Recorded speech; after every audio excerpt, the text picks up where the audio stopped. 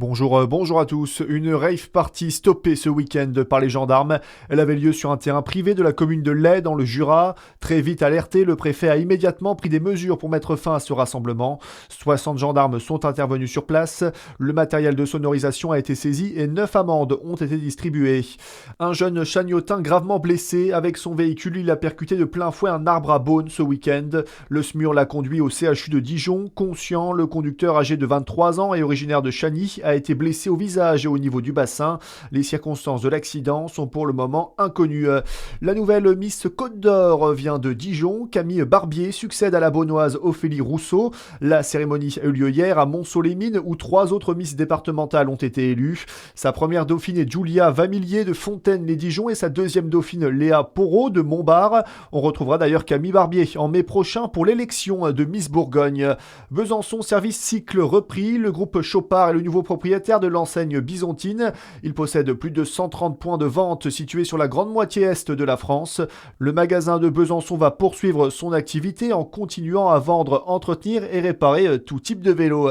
Dans le reste de l'actualité également, le Louvre rouvre ses portes aujourd'hui. C'est l'annonce du musée au lendemain de ce cambriolage express. Certaines parties seront tout de même inaccessibles au public.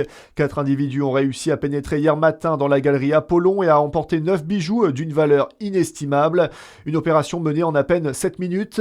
Une pièce a été retrouvée, sûrement perdue dans la fuite des cambrioleurs. La couronne de l'impératrice Eugénie. Son état est en cours d'examen selon le ministère de la Culture.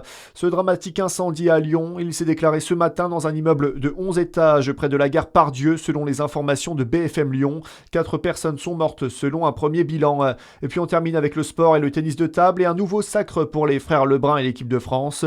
Les Bleus sont devenus champions d'Europe par équipe après une victoire sans appel en finale face à la Roumanie hier. Une performance historique puisqu'il s'agit du premier titre continental pour les tricolores depuis 27 ans. Un immense bonheur forcément pour le sélectionneur des Bleus Nathanaël Molin au micro de la chaîne L'Équipe.